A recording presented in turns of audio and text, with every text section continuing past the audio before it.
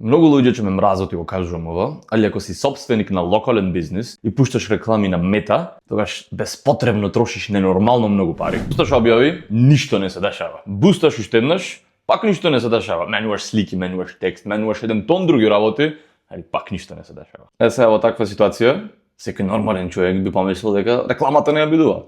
Али можам да ти кажам дека не е до рекламата. Барем не сакуваш.